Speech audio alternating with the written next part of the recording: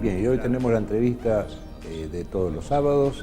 Vamos a hablar de un tema que, bueno, apasiona y apasionó siempre, ¿no? Desde estas últimas décadas, que tiene que ver con los ovnis, ¿eh? Se le dice de un montón de maneras diferentes, pero para hablar de esto, un especialista que es Luis Alberto Reynoso, el doctor Luis Alberto Reynoso, con I latina, me hace acordar un amigo en común de los dos. ¿Qué tal, Luis? ¿Cómo le va? ¿Bien? Bien, bueno, en principio agradecerte la posibilidad de poder charlar con vos y con toda tu audiencia, ¿no? Bien, investigador de ovnis, o de UFO, o ¿cómo sería? Sí, diríamos, en inglés sería ufólogo. Ajá. Y en el castellano, omnílogo, o sea, una persona que estudia los ovnis. Bien. Y yo creo el objetivo mío en el sentido que fue un tema es un tema de investigación y no un tema de creencia. Exacto. No es un tema propagandístico ni de prensa amarilla, digamos. Exacto. ¿No? O sea, remitirse a los hechos y a ver cuál sería real o ficticio o demás. Bien, todo esto lo comenzaste desde muy joven. Sí, prácticamente yo tenía 11 años cuando empecé. La inquietud fue por el tema de que me gustaba mucho la astronomía, como todo chico, ¿no? Me parece, ¿no? Y después escuché un programa de radio, que era por una radio local, que había un programa específicamente sobre platos voladores, se hablaba de ovnis, ¿no? Y bueno, ahí me enganché mucho y bueno, comencé realmente como todo chico, ¿no? A recopilar datos a nivel periodístico, comprarme los primeros libros que había sobre el tema, que eran pocos. Y bueno, después fue una etapa mejor, en el sentido, digo mejor, porque me convertí en lo que yo diríamos investigador de campo. Es decir, aparecía una investigación. La primera investigación que hice fue en el Trébol, que había aparecido un caso interesante. Bueno, me fui al Trébol. A ver, contame el caso ese. Perdón, no era el Trébol, era la Criolla. Al norte de Santa Fe. Ajá. Me acuerdo que tenía que pedir autorización a mis padres porque era menor. Pero igual me fui a la Criolla, fui, mejor dicho, a Santa Fe, a la jefatura de policía, porque el artículo aparecía como si ellos habían investigado. Llego a Santa Fe, a la jefatura, me atiende ahí el jefe y me dice, no, este caso ocurrió en la Criolla. Y bueno, ahí nomás me tomé, no el colectivo, sino hice dedo.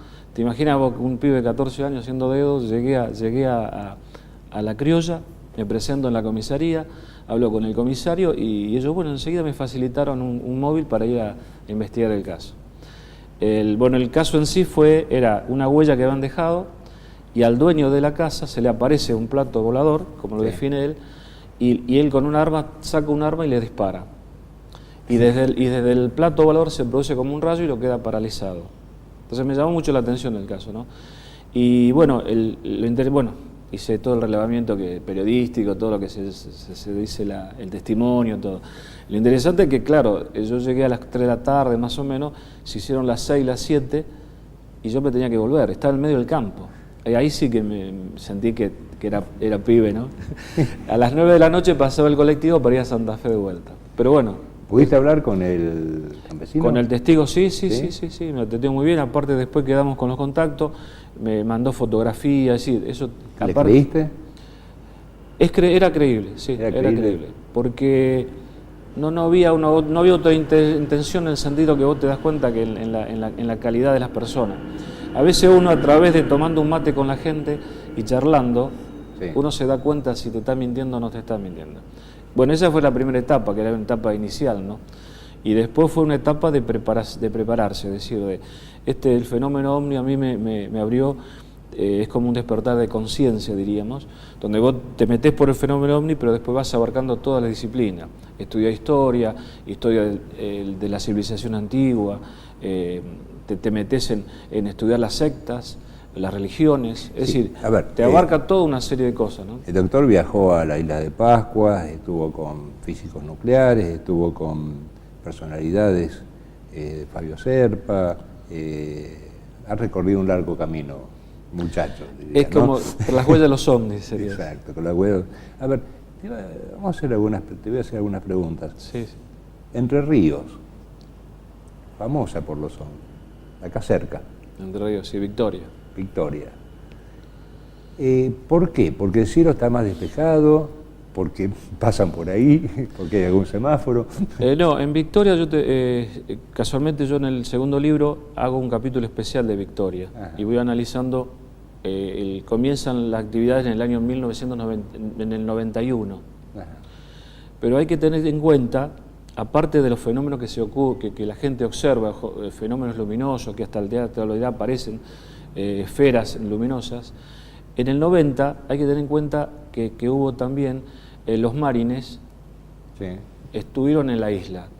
A partir del 90, inclusive esto está firmado porque... ¿Legalmente no? Sí, porque sí, estaba autorizado por el Congreso Nacional a hacer actividades de prácticas. Lo hacían todos. Los marines son las fuerzas de élite de Estados Unidos. Estados Unidos, claro.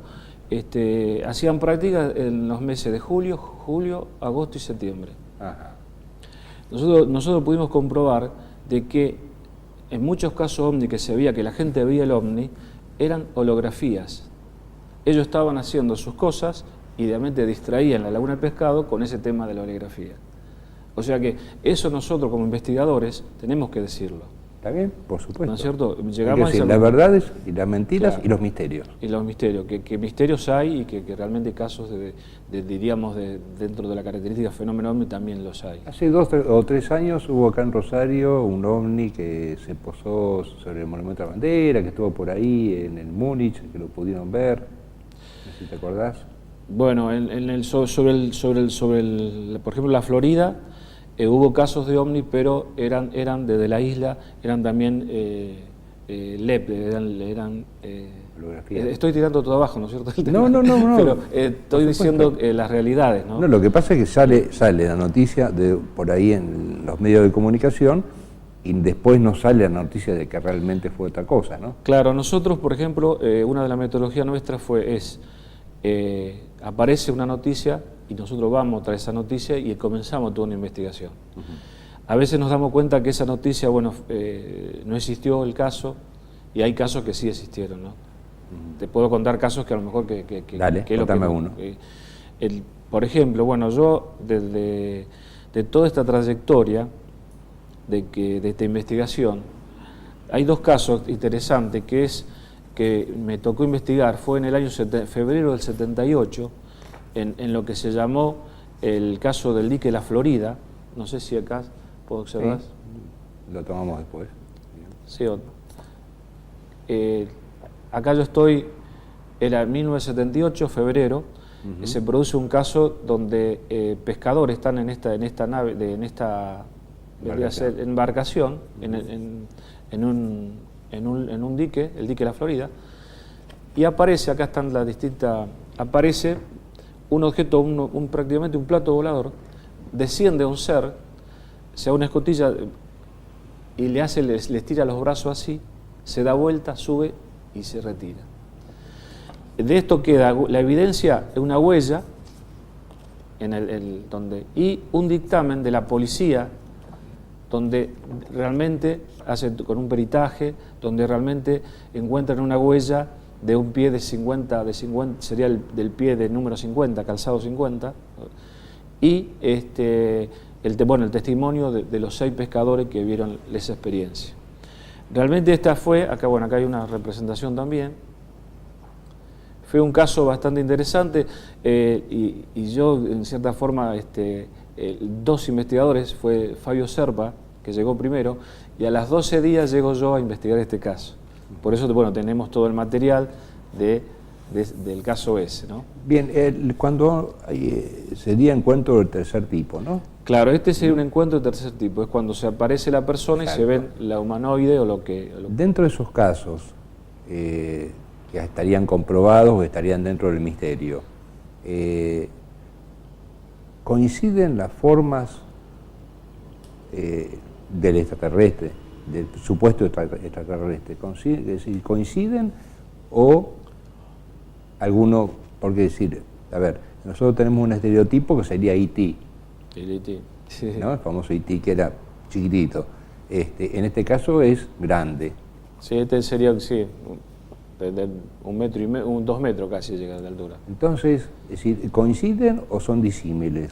Hay, dentro de lo que es la tipología, existen 3 tipos. El humanoide, que es prácticamente parecido a nosotros, este ser que es bastante el gigante, Sí. y el otro ser que sería el chiquitito, que le llaman el EVE, o entidad biológica extraterrestre, que es el típico con ojos grandes, cabezón y ojos grandes. Spielberg se debe haber inspirado un poco en eso, Sí, ¿no? puede ser. Lo que pasa es que los EVEs en el año 77, en Estados Unidos se aprueba lo que se llama la Ley de Libertad de Información. A partir de ese año, los distintos grupos de investigación de Estados Unidos comienzan a demandar a la CIA, al FBI, para que saquen material que se puede... ¿El famoso libro azul? No, el famoso libro azul es el libro de la Fuerza de Estados Unidos, dedicada a la investigación específica del fenómeno OVNI. Sale la información de los archivos de la CIA. O sea, se desclasifica todo eso. Sí. Y ahí comienza a aparecer que existió el Majesty 12, los Majestuosos 12, que es una organización a nivel nacional, que a partir de la caída del caso Roswell, en 1947, donde fue un supuesto estrellamiento, donde encontraron 3 cadáveres mejor dicho, uno vivo, de extraterrestres. ¿Y todo eso lo tienen tan poco comprobado que fue real? Bueno, a las 24 horas, yo casualmente el año pasado estuve en Roswell y estuve en el Museo de Roswell, donde hay un centro de investigación realmente el más grande del mundo, y aparte como estuve con investigadores que están investigando el caso Roswell. Este físico, que es Stanton Friedman, que acá estamos, esto lo encontré en un congreso de Brasil, a él, Stanton Friedman fue en el año 78, comienza a reinvestigar el caso Roswell y va a investigar, o sea, a ver los testigos de aquel momento. Esos testigos en su momento desmintieron, dijeron que el caso no era real, pero era porque estaban presionados por el gobierno, ¿no es cierto? Ahora esta gente revierte el testimonio.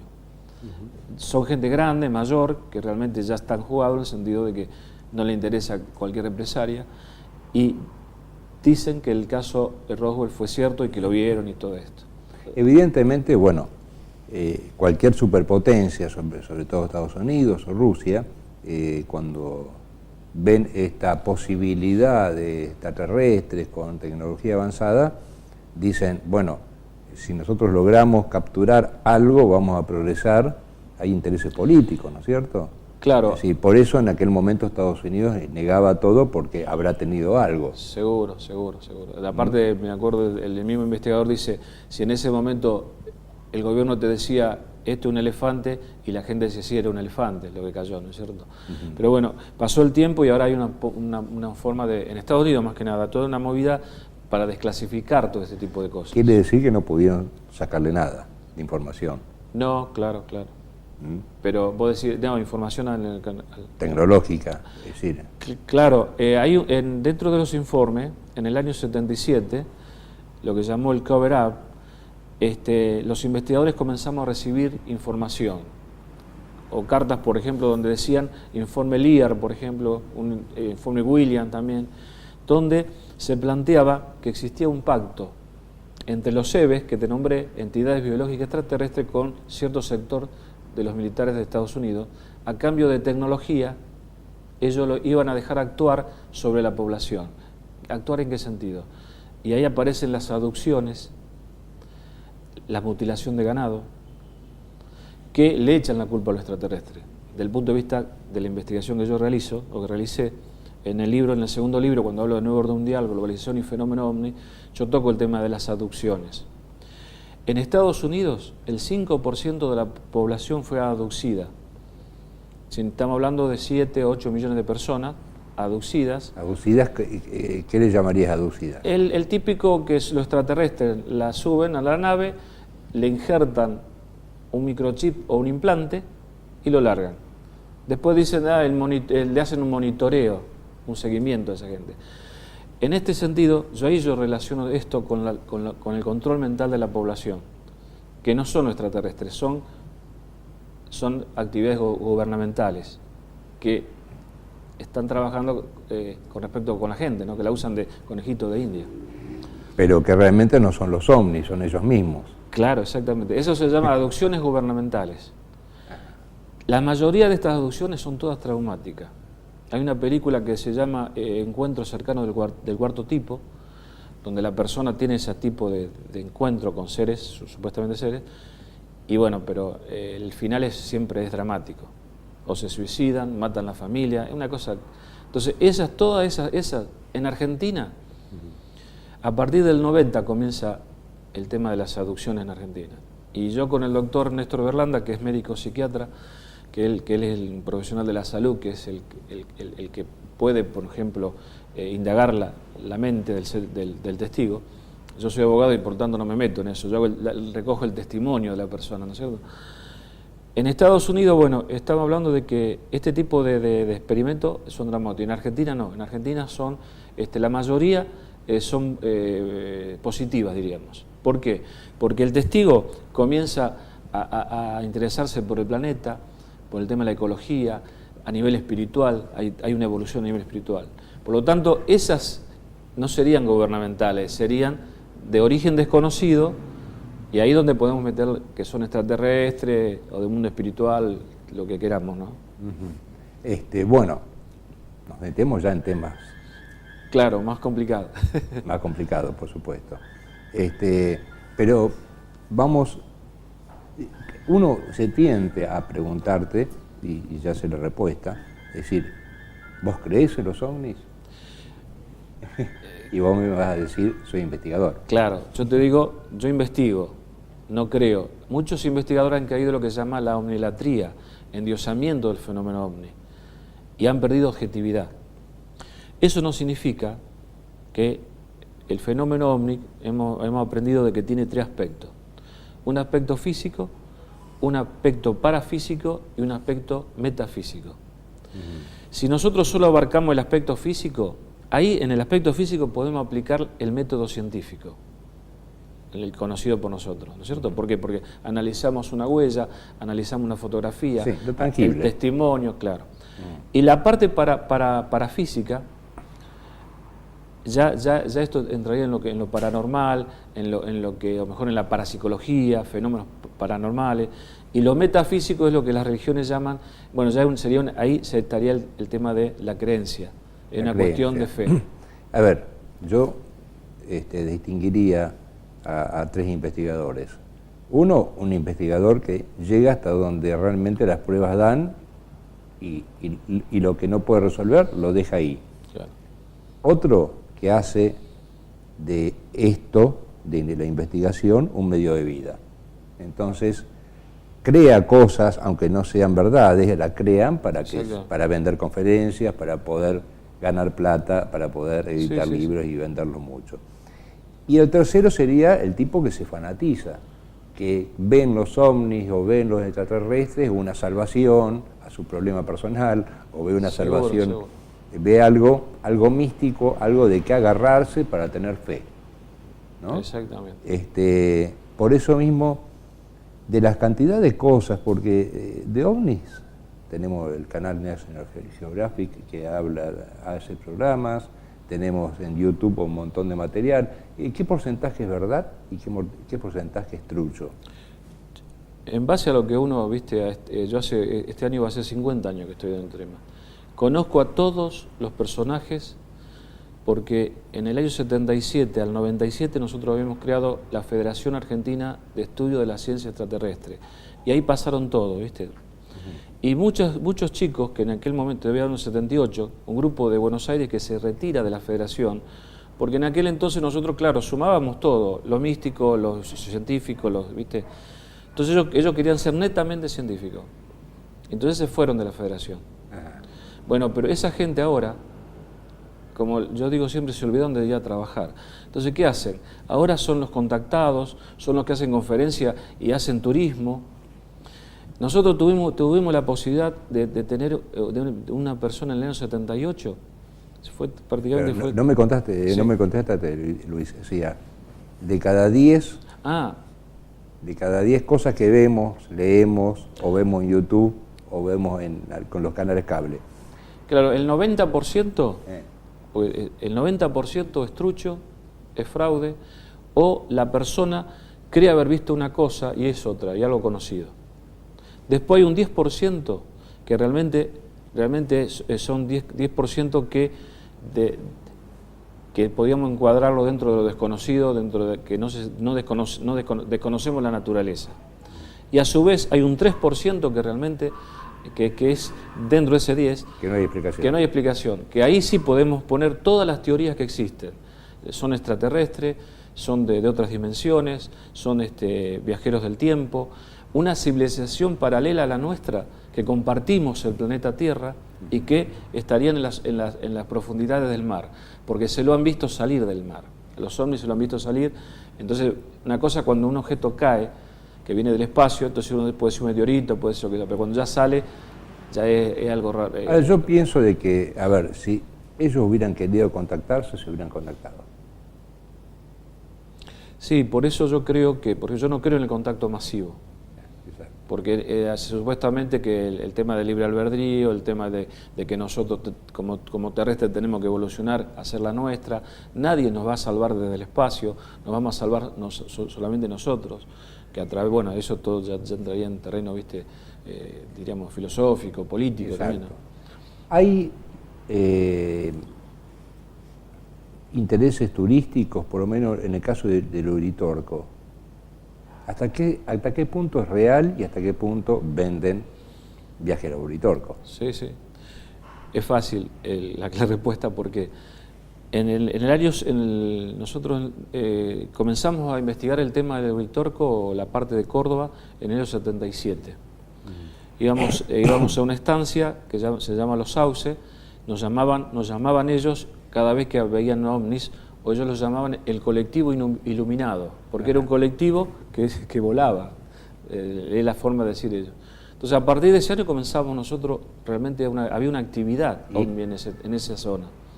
Tuvimos la oportunidad de sacar una fotografía que está en el libro de esa época, en el sentido que inclusive nos acompañaban amigos que eran escépticos total y que pudieron vivir esa experiencia. O sea que y el de Uritorco, claro, el Uritorco comienza también, hay una serie de actividad ovni, mucha gente ve ovni o cosas lumínicas. Ovni no significa que sean extraterrestres, ovni es objeto volador no identificado.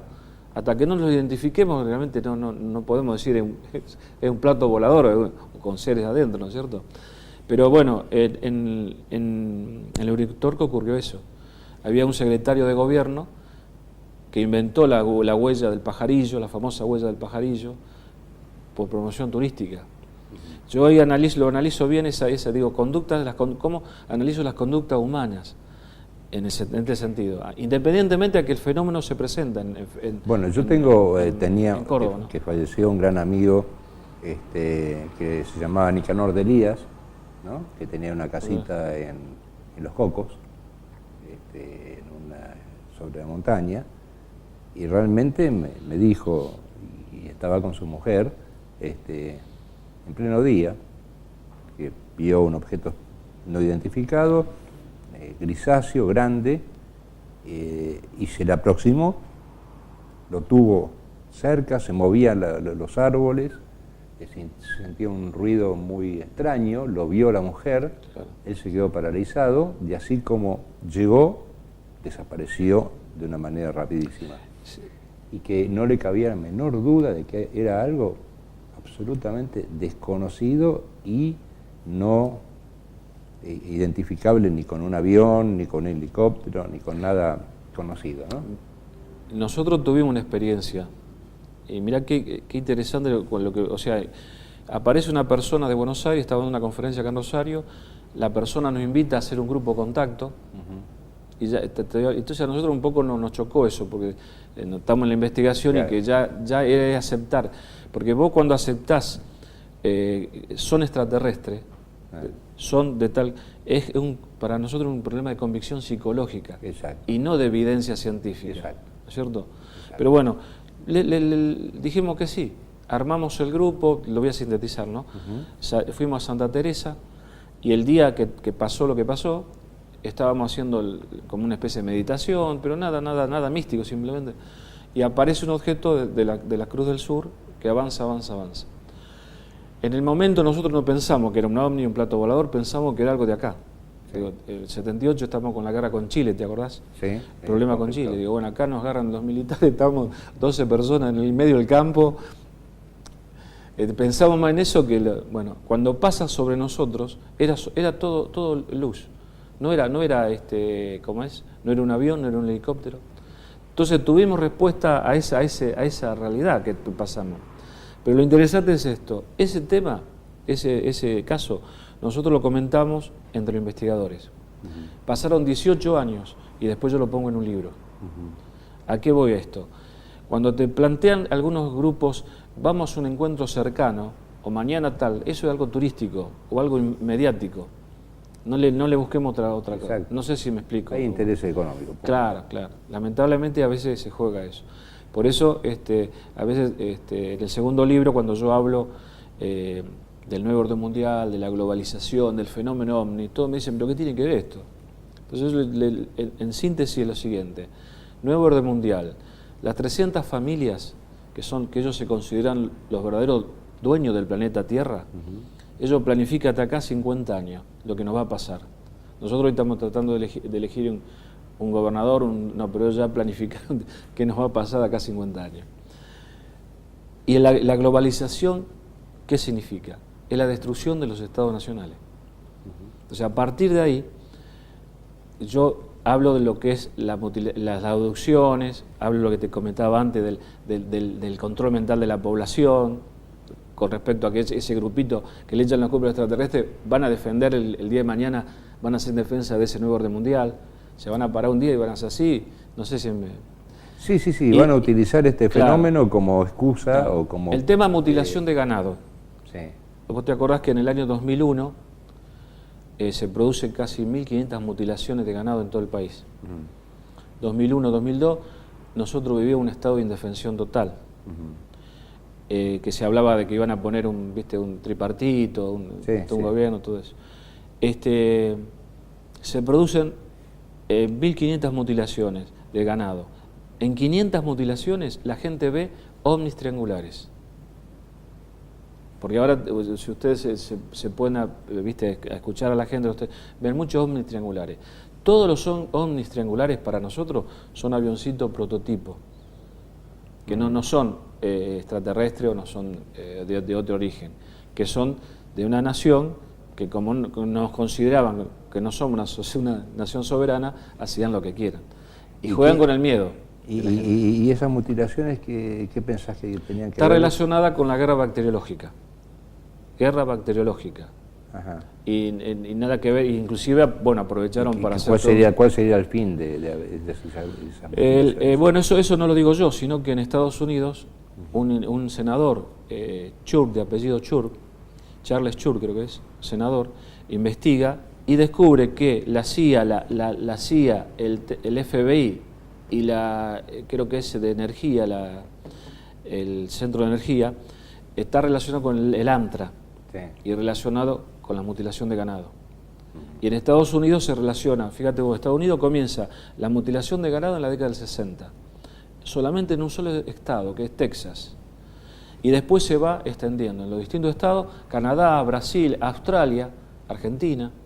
O sea que a nivel, bueno, hay que tener menos miedo de estos fenómenos, de estos supuestos extraterrestres, y hay que tener más miedo de los humanos. Claro, claro. Sí. Y les dejo un mensaje, una manera de pensar. Yo, hace 2 veranos estaba en mi jardín, acá en Rosario, y a la madrugada vi un objeto que de golpe me iluminaba, y lo vi junto con mi pareja. Y realmente, inmediatamente pensamos un ovni, ¿no? Pero después, pensándolo un poco, racionalizándolo un poco, dije, bueno, por el horario es posible que un satélite haya pasado y que le haya pegado el sol. Como un flash. Como un flash del sol, sí, a esa altura, y yo haya visto un destello. Y realmente, O sea, que la realidad no la voy a saber nunca. A lo mejor era un ovni, a lo mejor era un satélite. Siempre hay que dejarle lugar a las dos cosas para no volverse o no fanatizarse, claro. y saber que uno no puede tener la verdad inmediatamente, ni siquiera inmediatamente. A veces uno no le alcanza la vida para tener la verdad. Es verdad. ¿No? Si me permitís, quisiera agregar una cosita con respecto. Nosotros estamos trabajando con la comisión esta que se creó, la Fuerza Aérea Argentina, que es una comisión de investigadora de objetos aeroespaciales no identificados. Bien. Es la primera vez que tuvimos la posibilidad de poder estar con ellos, charlar. Yo estuve con el capitán Mariano Mojau como casi 3 horas hablando de todos estos temas, y lo que estamos haciendo es un asesoramiento externo a esta comisión que pertenece a la Fuerza Aérea Argentina. Es muy interesante porque el gobierno permite y da credibilidad o factibilidad a que haya cosas que no entendamos todavía qué son. Exactamente, es decir, el Estado ahora se está dedicando a la investigación de este tema. Se abre la investigación. Para nosotros importante, porque, por ejemplo, yo viajo a Salta a un caso y realmente chapeo con la Fuerza Aérea, en el sentido, está bien, me dan la posibilidad de me facilitan un montón de medios que antes no lo teníamos, ¿no? Bien, están los libros, ¿tenés mail, algo para que puedan escribir? O... Sí, cómo no, te puedo... Celeste Central. Celeste Central. Deberes centrales con H. Central. Lo ponemos abajo ahora en la pantalla. @hotmail.com. Bien. Bueno, doctor Luis Reynoso, gracias por haber venido. No, gracias por ser tan claro y por no decir tengo la verdad. Porque en este tipo de casos, claro, o de cosas para tratar, no hay que caer ni en el misticismo, ni tampoco en el de decir, no, esto no existe. Porque también claro, sabemos de que los intereses, las iglesias y demás, este tipo de cosas no quieren saber nada. De mi parte voy a seguir tras las huellas de los ovnis. Tras las huellas de los ovnis. Gracias. Bueno, de acuerdo, ya nos tenemos que ir. Nos vemos el próximo sábado en otro programa de Compromiso. En este programa, Rosarino